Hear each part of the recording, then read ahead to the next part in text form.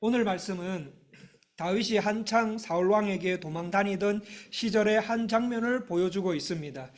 이 하나님께서는 하나님 말씀에 불순종, 그리고 신접한 자에게 가르침을 받은 것과 하나님께 묻지 않는 범죄로 인해 사울 왕을 폐하하시고 사울 다음으로 다윗을 왕으로 세우게 하십니다.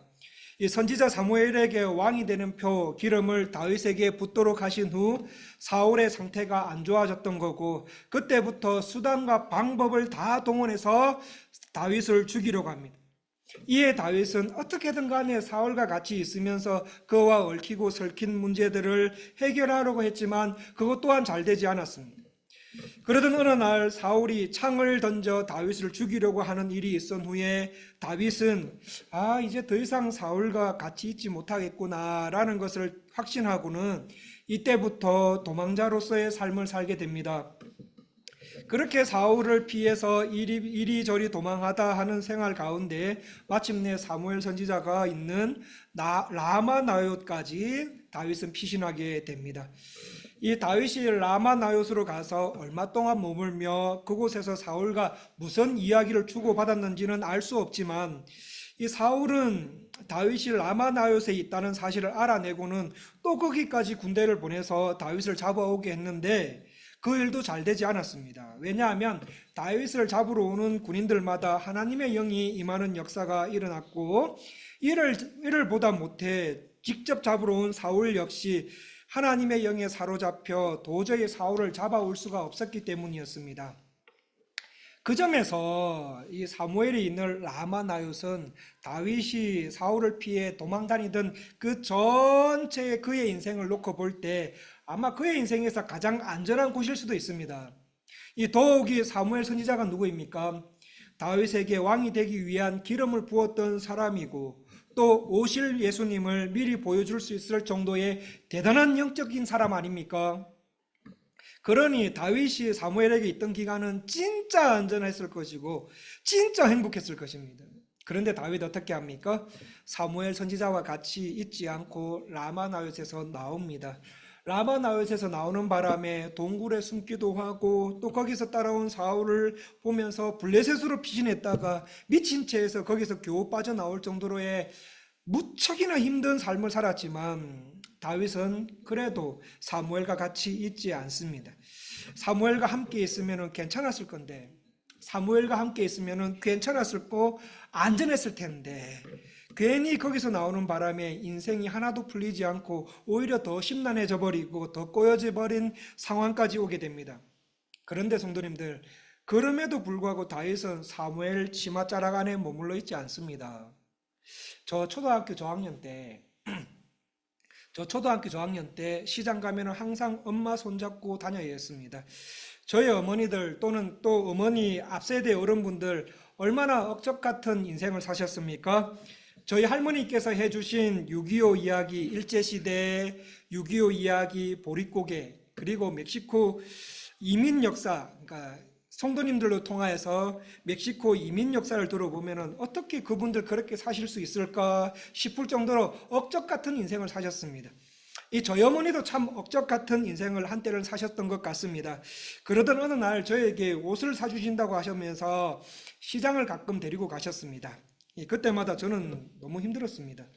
분명히 이 옷 괜찮냐 해서 괜찮다 했고요, 입어보라 해서 입어봤습니다. 그리고는 옷 좋다, 아이고 좋네, 딱 맞네, 됐다 하시면서 주인 아주머니한테 물어보십니다. 이 옷 얼마예요? 예를 들어서 옷이 2만 원 한다면 어머니께서 에이 말도 안 돼 라는 말을 툭 던지시고는 시작하십니다. 에이 말도 안 돼, 이거 딱 보니까 10,000원짜리인데. 제가 보니까 엄마가 말이 안 돼요.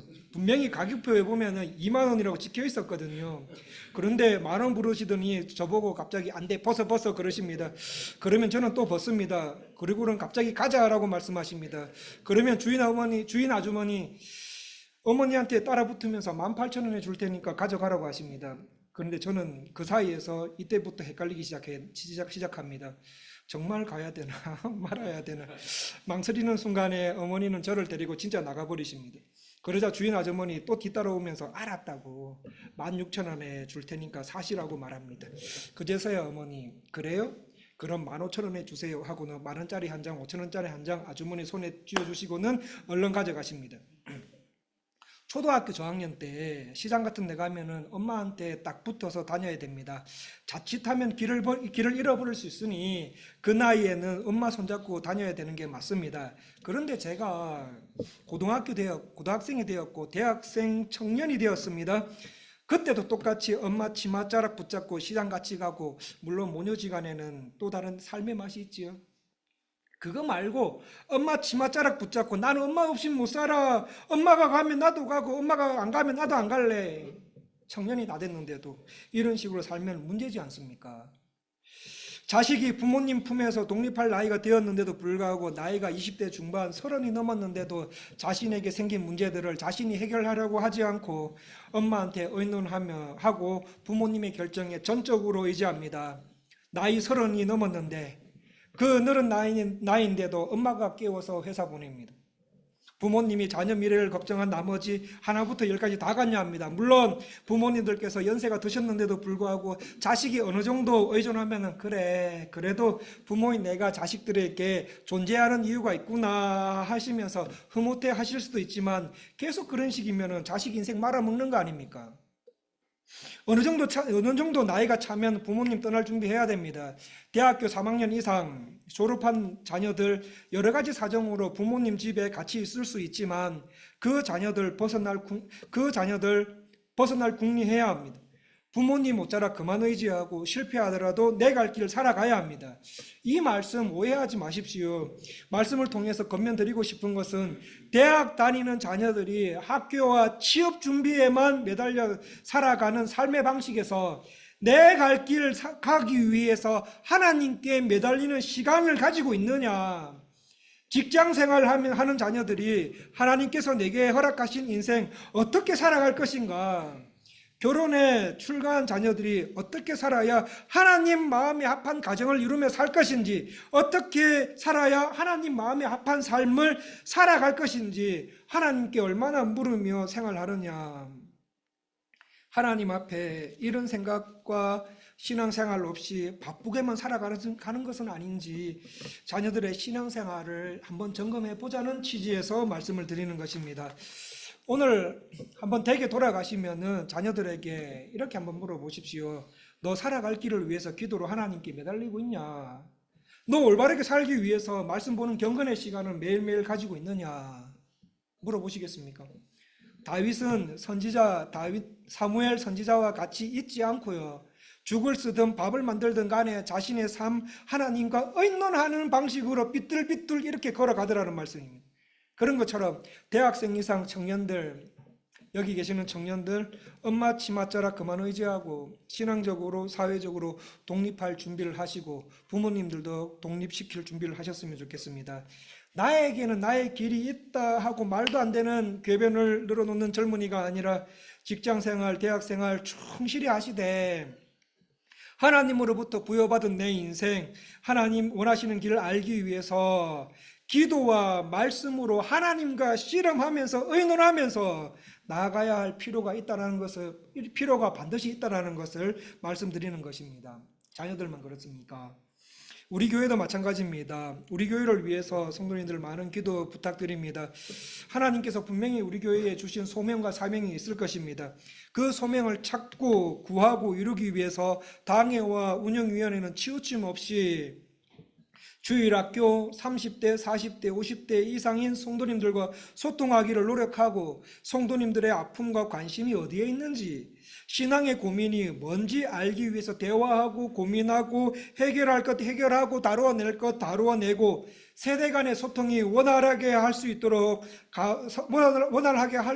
하는 가운데 성령이 하나 되게 하신 것을 힘써 유지하며 주께서 주신 일을 따라갈 수 있도록 뜨거운 기도와 말씀 사역이 풍성하게 일어나도록 기도해 주셔야 됩니다. 교회의 부흥은 목사나 장로나 교회 내 높은 기관의 어떤 결정에 의해 있지 않습니다. 교회는 기도가 살아야 합니다.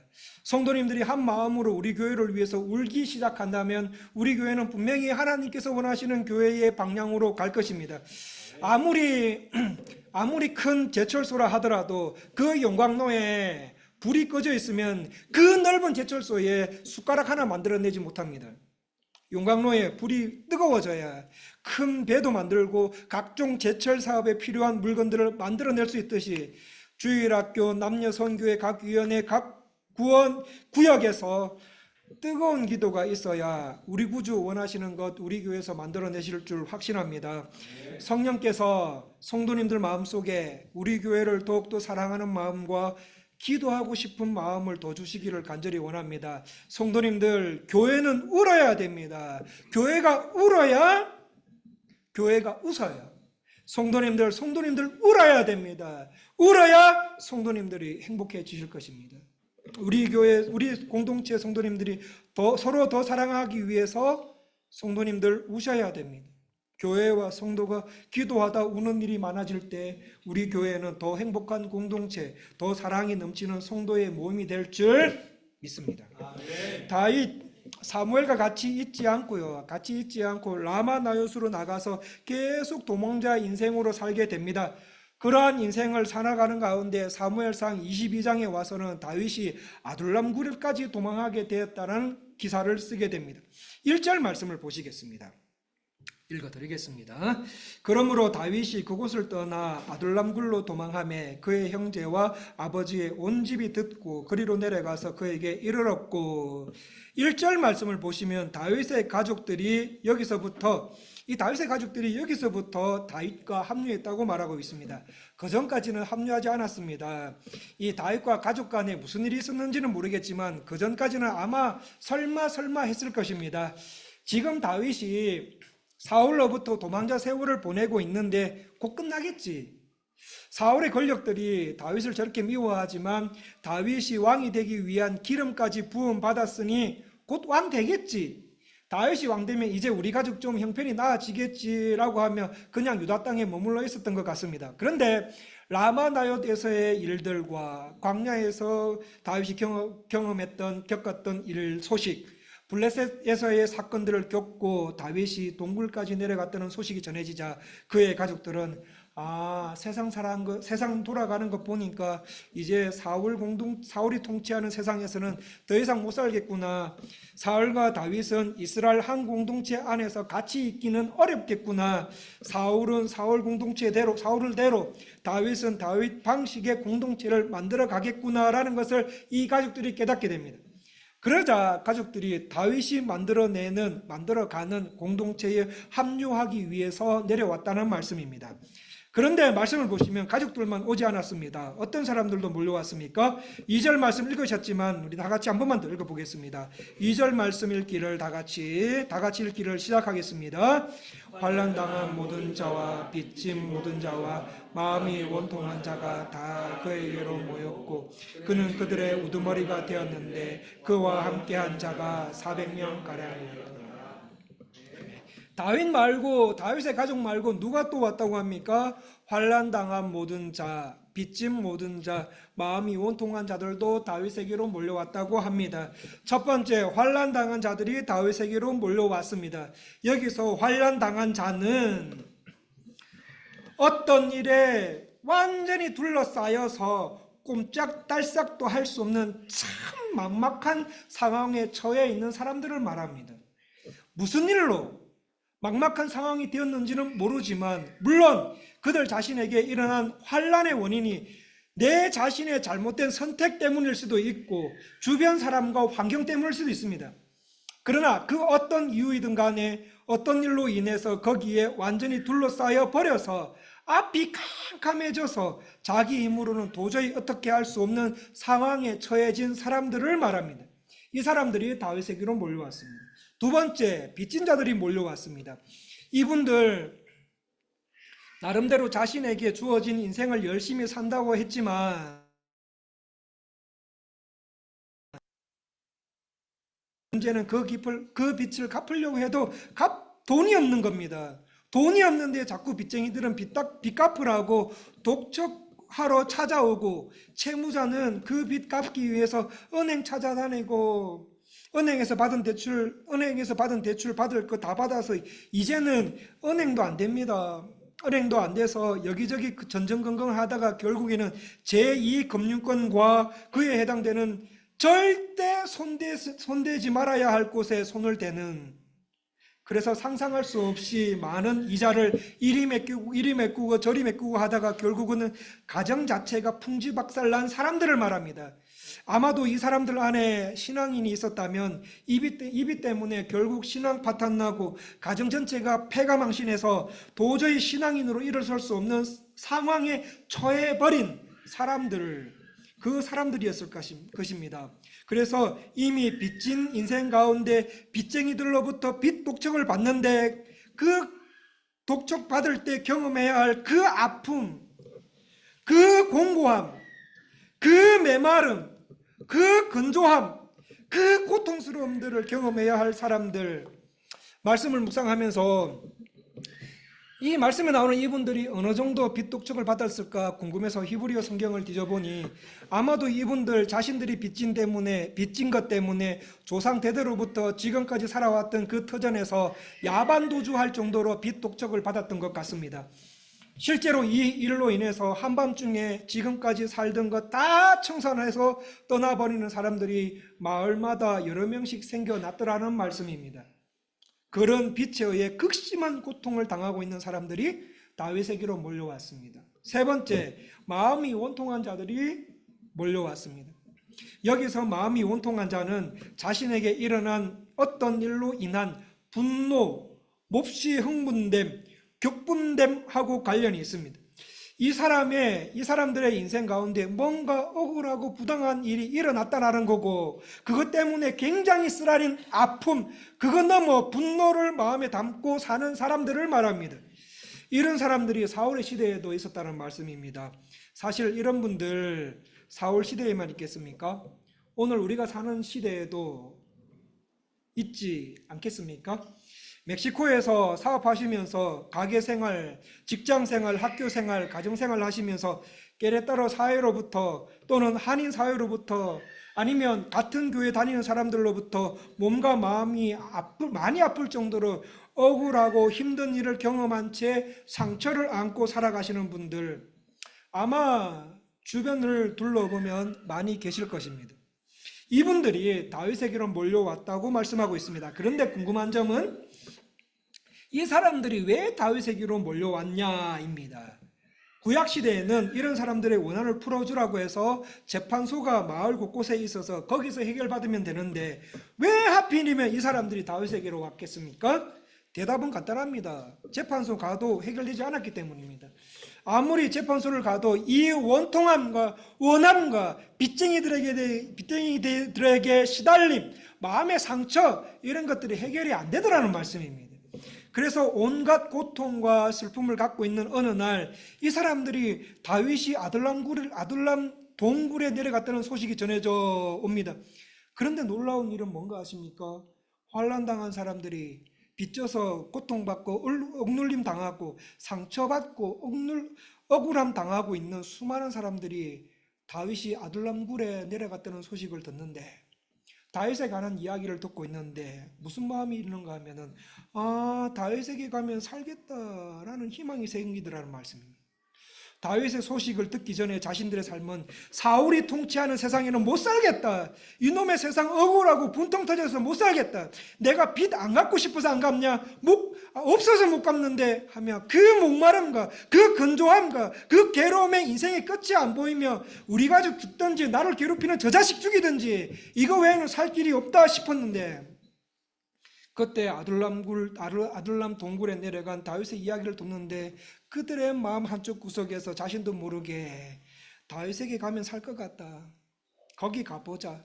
죽더라도 다윗에게 가서 죽자. 내 삶 적더라도 거기 가서 한번 접어보자 라는 말이 고백처럼 그들 가운데 쏟아져 나오더라는 말씀입니다. 말씀을 보면서 다윗에게 몰려든 그 무리들을 세 종류의 무리들의 마음 아마도 예수님께 찾아왔던 병자들의 마음도 이랬지 않았을까요? 12년 동안 혈류증을 앓았던 여인도 맹인 바디메오도 자기네 삶은 완전히 끝났다. 나는 이제 끝이다. 더 이상 내 삶에 아무런 어떤 희망도 없다라고 포기하며 겨우 살아가던 인생의 끝자락에 예수님에 대한 이야기를 듣는데 예수님한테 가면 살겠다. 죽더라도 예수님한테 가서 죽자라는 마음이 들었던 거였습니다. 그래서 예수님께 가자 그들의 인생이 살아나게 됩니다. 그 말씀과 비슷하게 이스라엘 전역에 살던 원통한 자, 환난당한 자, 빚진 자들이 다윗의 이야기를 듣고 모여들었고 다윗이 그들의 우두머리가 되었다라고 말씀하고 계십니다. 오늘 2절밖에 안 되지만 한번 생각해 볼 것이 있습니다. 왜 이 사람은 다윗의 이야기를 듣는데 다윗의 공동체에 가면은 좋겠다. 다윗한테 가고 싶다라는 생각이 들었습니까? 다윗에게로 가면 편안한 삶, 쾌적한 삶, 그거 보장받기 때문입니까? 아닙니다. 다윗은 지금 동굴 안에 있습니다. 그 어두운 가운데, 불쾌함 가운데, 눅눅함 가운데, 습기가 있는 동굴, 절대 안전함을 보장받을 수 없는 곳입니다. 그리고 다윗은 지금 사울이라는 절대 권력에게 미움받고 쫓겨다니는 처지라는 것 온 이스라엘이 다 알고 있었습니다. 그런데 왜 이 사람들이 다윗에게 올 마음이 생겼습니까? 이 말씀을 보면서 오늘날 교회에는 누가 오는가? 교회는 현재 세상 사람들로부터 게레따로 지역의 사람들로부터 한인들로부터 어떤 마음 들게 하고 있는 곳일까? 우리 교회 다니시는 분들 가운데 아마 말씀은 안 하고 계시지만 일주일 동안 생활하시면서 분명히 환난당하고 어떤 것에 빚지고 어떤 것에 억울함을 당하고 그렇게 해서 마음이 원통한 일들을 경험하신 분들이 분명히 계실 것인데 그분들이 그래 내가 힘든 인생 이렇게 일주일 동안에 힘든 인생 살고 있었지만 교회 가자. 우리 교회 가면 희망이 있다. 죽더라도 은혜 장로교회에서 죽자라고 마음을 들게 하는 곳이 이 교회인가? 지금 어떤 것 때문에 안 그래도 죽겠는데 이것에 눌려 자칫 이거 잘못되면 나뿐만 아니라 가족 인생 전체가 포기해야 되는 이 끔찍한 세상 속에서 사는 사람들이 깨레따로 은혜 장로교회 이야기를 듣는데 나 저기 가면 살겠다라는 그런 마음을 들게 하는 교회일까?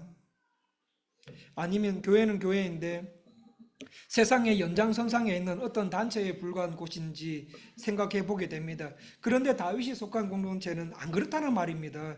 사울의 공동체에 살면은 죽겠는데 하나님의 음성도 들리지 않고 환난 당할 일, 고통 당할 일, 원통할 일, 빚질 일, 억울한 일 생겨도 제대로 해결함을 받지 못하는 곳인데 다윗이 있는 아들람굴 공동체는 거기에는 살겠다라는 희망이 생기더라는 말씀입니다. 성도님들, 사울의 공동체와 다윗의 공동체 이 두 공동체에 어떤 차이가 있길래 이스라엘 사람들로부터 이런 엇갈린 반응을 일으키게 되는 것입니까? 다윗의 동굴 그 공동체에 특별한 무엇이 있어서는 아니겠습니까? 그것이 무엇인지 알게 해주는 말씀 중에 하나가 시편 57편입니다. 성도님들 시편 57편 잠깐 펴주시겠습니까? 구약 843쪽에 있습니다. 구약 843쪽에 있는 시편 57편입니다. 시편 57편을 보면은 다윗이 동굴에 있는 시절이 얼마나 힘들었는지에 대한 말씀이 1절부터 6절에 나오고 있고 7절에서 11절 말씀을 보시면 그 힘든 가운데 그 불안한 가운데 그들이 불렀고 회복되었던 찬송시가 나옵니다. 우리 구약 843쪽에 있는 시편 57편 7절에서 11절 말씀 7절에서 11절 말씀을 우리 신앙을 담아서 큰 소리로 다 같이 한번 읽어보겠습니다. 다 같이 읽기를 시작하겠습니다. 하나님이여 내 마음이 확정되었고 내 마음이 확정되었사오니 내가 노래하고 내가 찬송하리이다. 내 영광아 깰지어다. 비파야 수금아 깰지어다. 내가 새벽을 깨우리로다. 주여 내가 만민 중에서 주께 감사하며 문나라 중에서 주를 찬송하리이다. 무릇 주의 인자는 커서 하늘에 미치고 주의 진리를 궁창에 이르나이다. 하나님이여 주는 하늘 위에 높이 들리시며 주의 영광이 온 세계 위에 높아지기를 원하나이다. 말씀을 보시면 제가 어렸을 적에 즐겨 불렀던 오 주여 나의 마음이 주께로 정해졌으니 나는 주님을 찬양하리라. 그리고 모든 상황 속에서 주를 찬양할지라. 지금도 많이 부르고 있지요. 지금도 많이 부르며 은혜를 받는 찬양이 이 말씀 속에 있습니다. 그런데 이 찬송시들 다윗이 어디에 있을 때 읊어진 내용들입니까? 동굴 안입니다.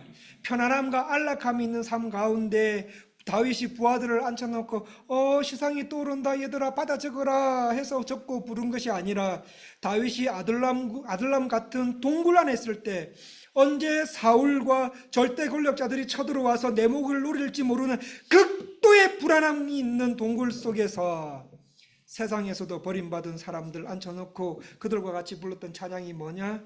오 주여, 나의 마음이 주께로 정해졌습니다. 나는 주님을 찬양할 것입니다. 나는 모든 상황 속에서 주님을 찬양할 것입니다. 왜냐하면 주님은 나의 큰 상급이시고 주님은 나의 큰 도움이시기 때문입니다. 하나님 앞에 이런 찬양 부르면서 그 찬양에 걸맞는 신앙생활을 하더라는 말씀입니다.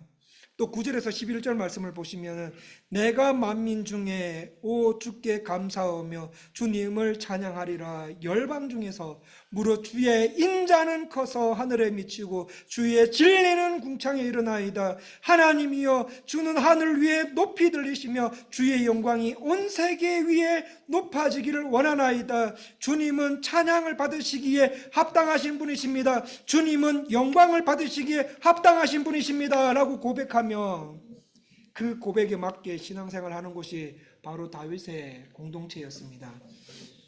사실 다윗한테 뭐가 있다고 이 400명의 무리들이 몰려옵니까? 지금 다윗이 이 사람들에게 줄 수 있는 건 아무것도 없습니다. 그 어떤 평안도, 그 어떤 안전도, 미래를 보장할 만한 그 어떤 약속도 해줄 수 없는 상황입니다.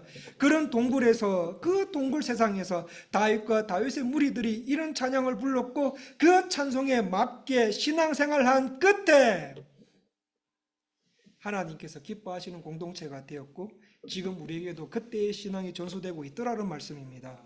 그 동굴에 있으면서 온통 보이는 거라고는 캄캄함과 습기 있고 눅눅함 있고 우리가 생각해도 살기도 싫은 곳인데 그 속에서 이들이 무슨 찬양을 하는가 하면은 그 어려운 상황 속에서도 하나님의 인자는 커서 하늘에 미치고 주의 진리는 궁창에 이르나이다. 내가 그렇게 어려운 삶을 살고 있는데도 불구하고 그들이 봤던 게 뭐냐? 하나님이여 주는 하늘 위에 높이 들리시며 주의 영광이 온 세계 위에 높아지기를 원하나이다. 그 좁고 심란한 동굴 인생 살고 있는데 그곳에서 다윗과 공동체는 하늘까지 닿을 것 같은 하나님의 인자와 하나님 말씀의 충만함과 온 땅에 충만하신 하나님의 영광을 보게 되고 그거 고백하며 거기에 맞게끔 신앙생활을 하더라는 말씀입니다. 하나님은 그렇게 신앙생활하는 공동체의 무리들을 회복시켜 주시더라는 말씀입니다. 내 삶은 세상이 보기에 부족하고 연약한 사람이지만 점점 어려워져 가고 있는 세상이지만 그 동굴에서 그들이 본 게 뭔가? 주의 진리의 충만함 그리고 온 땅에 충만한 하나님의 영광이라는 말씀입니다. 말씀을 통해 볼 때 지금 우리 교회와 성도님들께 필요한 것이 무엇이겠습니까? 주의 진리의 충만함과 온 땅에 충만하신 하나님의 영광을 보며 살아가는 것인 줄 믿습니다. 성도님들 오두막에 살아도요, 초막에 살아도요, 이거 볼 줄 아는 공동체가 하나님께서 기뻐하시는 공동체입니다. 이것이 환난당한 자들이 마음이 원통한 자들이 빚진 자들 마음속에서 다윗에게 가면 살겠다 싶은 마음을 가지게 하더라는 말씀입니다. 오늘 함께 주일 예배 드리고 있는 모든 분들에게 이런 영안이 열리시기를 간절히 원합니다. 내가 아무리 힘든 삶이 있고 어려워져 간다 하더라도 하나님은 이런 영안이 열린 사람, 그 열린 사람과 말씀의 인격화를 위해서 신앙생활하는 사람들을 살리실 줄 믿습니다. 오늘 주일 예배로 함께 예배드리는 모든 분들의 삶 속에 이런 신앙이 더 있어야 되지 않습니까? 내가 사는 곳 어디를 봐도 정치적으로, 경제적으로, 환경적으로 나아질 기미가 보이지 않습니다. 나아질 뿐만 아니라 오히려 점점 어려워져 가고 있는 것 같습니다. 언제 내가 편안한 마음으로 직장생활 한번 해보나? 그런데도 하나님의 말씀이 내 인생의 전부인 것을 알고 말씀이 인격이 되는 생활 중 예배 드리는데, 예배 시작할 때는 목사나 성도의 구분이 있는데 예배 시간이 지나면 지날수록 목사와 성도의 구분은 없어지고 여기 계시는 모든 분이 다 하나같이 온 땅에 충만한 하나님의 영광과 그 하나님의 영광이 온 우주를 덮고 있다라는 그 탁월한 감각들이 성도님들 한 분 한 분 피부에 감지가 되면서 하나님의 임재와 영광 앞에 엎드려지는 예배 드리다가 축도도 잊어버린 채 끝나는 예배 뿐만 아니라 사회생활 가운데서도 하나님의 인자와 진리를 경험하는 신앙생활, 이것이 다윗이 이끌어가는 공동체와 사울이 이끌어가는 공동체의 결정적인 차이였습니다. 그렇다면 우리 교회도 다윗의 공동체의 모습이 더 나타나야 되지 않습니까? 환난당하는 내가 회복되는 교회. 게레따로 전역에서 환난당하고 있는 사람들이 저기 게레따로에 있는 은혜 장로교회라는 데가 있는데 거기 가면 환난당하면서 생긴 상처 회복된대. 저기 은혜 장로교회라가 있는데 거기 가면은 사람답게 살 수 있대. 세상 법정은 내 문제 다 해결할 수 없지만 은혜 장로교회 가면 회복된대. 원통함으로 엉어러진 내 마음이 회복된대. 그래서 수많은 환난당한 자들, 빚진 자들, 원통함을 입은 자들이 몰려들어서 회복합을 입는 교회. 다윗의 공동체처럼 그런 선한 소문이 퍼져가는 교회 되기 위해서 저와 성도님들께서 기도하시고 거기에 맞는 신앙생활을 하셔야 되지 않습니까? 하나님께서는 게레따로 은혜장로교회 성도들아, 너희들이 이 은혜장로교회에서 예배 가운데 주의 진리의 충만함과 온 땅에 충만하신 하나님의 영광을 보는 영안이 열리는 예배 드리기를 원한다. 너희들이 이런 진리와 영광의 빛을 보고 먼저 말씀이 인격이 되는 신앙생활을 해서 건강한 신앙인으로 성장해라. 그리고 난 다음에 게레따로 안에 또 다른 환난당한 자, 빚진 자, 원통한 자들이 회복하는 교회로 쓰임 받았으면 좋겠다라고 말씀하고 계십니다. 성도님들, 우리 교회가 이런 교회 되면 얼마나 좋겠습니까? 이런 교회 될 수 있습니다.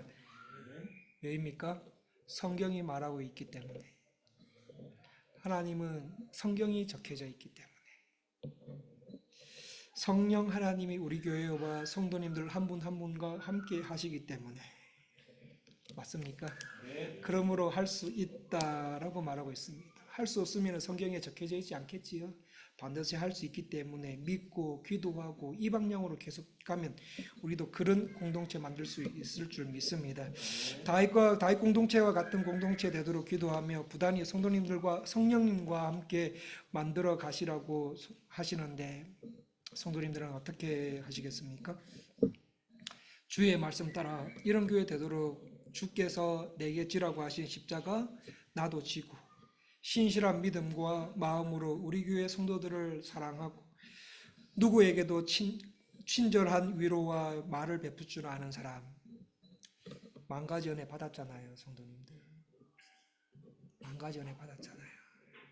10,000가지 은혜 받은 나, 내 평생 슬프나 즐거우나 내 몸을 온전히 주님께 바쳐서 주님만 위하여 늘 살아가셔야 되지 않습니까? 오늘 말씀 그대로 성도님들과 게레따로 은혜장로교회에 적용되어지는 은혜가 있으시기를 간절히 원합니다. 기도하겠습니다. 하나님 아버지, 사울이 속한 공동체는 아이고 죽겠다, 아이고 힘들다, 어렵다 해서 빠져나오지 못하는 공동체였지만 다윗의 공동체는 환난당한 자, 빚진 자, 원통함이 많은 자들이 회복됨을 입는 공동체였습니다. 아버지, 우리 자녀들, 하나님께 선물 받은 우리 자녀들, 우리 가족에 있는 자녀들, 하나님으로부터 부여받은 삶 살기 위해서 하나님과 의논하며 비틀비틀 하더라도 그 가운데서 하나님께서 열어주시는 길 가게 하시고 하나님의 말씀은 진리요 길이요 생명임을 알고 말씀이 인격이 되는 성도, 온 땅에 충만한 하나님의 영광을 볼 줄 아는 성도, 하나님의 강한 임재를 갈망하며 경험하며 살아가는 공동체 되어서 환난 당한 자들, 빚진 자들, 원통함인 자들을 회복해내는 교회 되게 하여 주시옵소서. 혹시 우리 교회 안에도 알게 모르게 환난 당하고 빚진 분들, 원통함으로 마음 아파하시는 성도님들 계시다면 주여 회복시켜 주시옵소서. 하나님의 인자하심을 닮아가는 성도 되기 원하옵나이다. 진리에 충만하신 예수님을 닮아가기 원하옵나이다. 온 땅에 충만한 하나님의 영광을 볼 수 있는 영안이 열릴 수 있도록 성령 하나님 역사하여 주셔서 하나님께서 열어주시는 길로 들어가 참된 회복감과 성도의 영광을 누리며 살아가는 분들 다 될 수 있도록 성령 하나님 우리를 붙잡아 주시옵소서. 그렇게 하실 주님을 찬양하며 존귀하신 예수님 이름으로 기도드리옵나이다. 우리 내가 만민